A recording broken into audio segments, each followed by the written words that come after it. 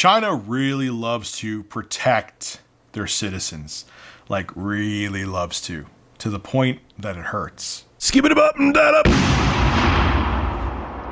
So yeah, I'll be the first to admit that the United States government has plenty of problems, there's plenty of corruption, but in China, their censorship ban hammer is strong, and it's been that way for quite a while. YouTube has been officially banned in China since March 24th, 2009, and even though it is banned under the Great China Firewall, it is still the 11th most visited site over in China, so how's that censorship working out, China? But my point being is that if you read into the history of China, that they really like to keep a clamp on their citizens, and it's always about the safety of their citizens.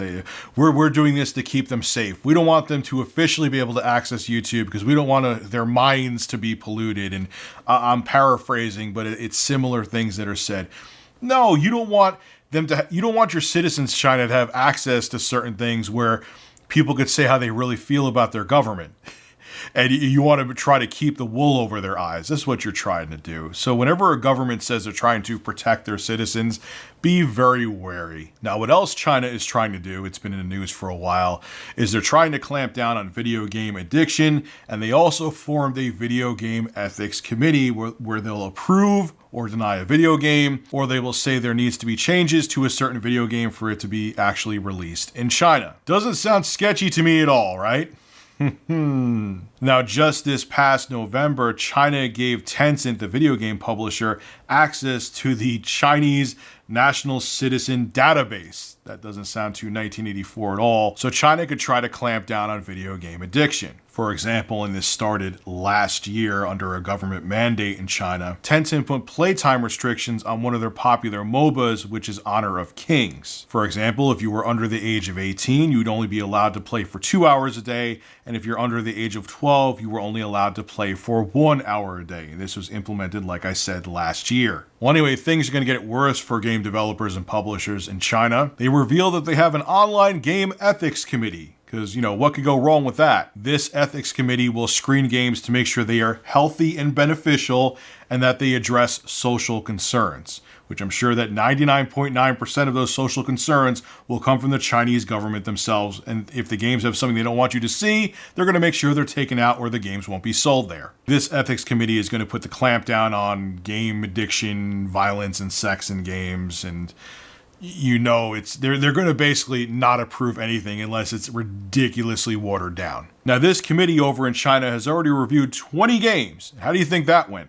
9 of them got straight up rejected. There was no chance of them getting through and being sold in China. And the other 11 games needed changes to them. So they reviewed 20 games, and every single game had a problem to the point where either was completely rejected or changes needed to be made. It's absolutely disastrous. Now, China is also probably going to institute a licensing system for these games, like instead of a Nintendo seal of approval, you're also going to see a China seal of approval on the games.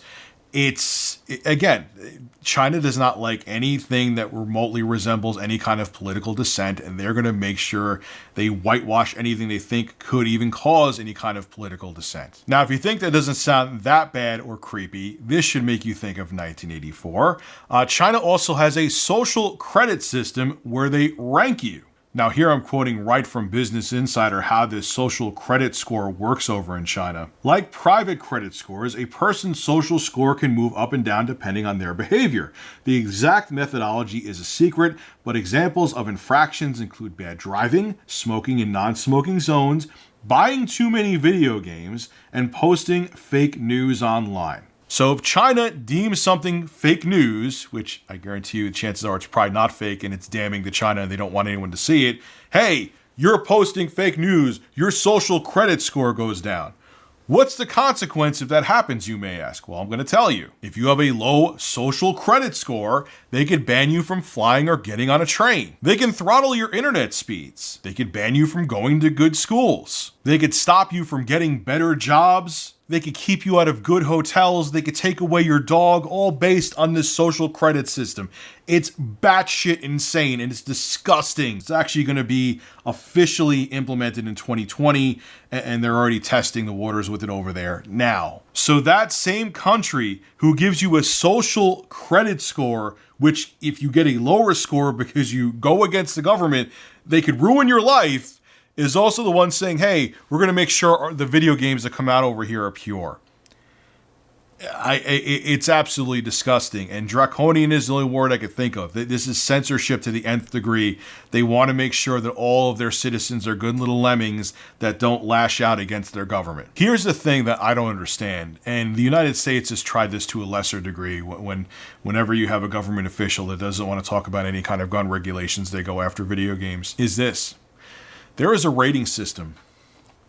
I keep on having the Super Smash Bros. Box in all my videos because it's right here. Right here. That rating system, at least in the States, tells you E for everyone. You have T for teen, M for mature, AO for adults only. You know what you're getting, just like when you go see a movie.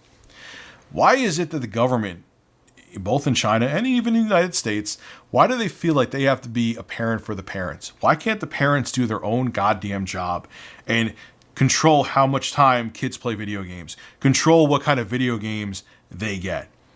Why does the government feel like they have to be involved? I don't understand. Your job as a parent, and I'm not sitting on a soapbox right now, but I'm being just 100% honest with you. You need to make sure your kids are doing their homework, that they're going to after-school activities, that they're learning how to be productive members of society.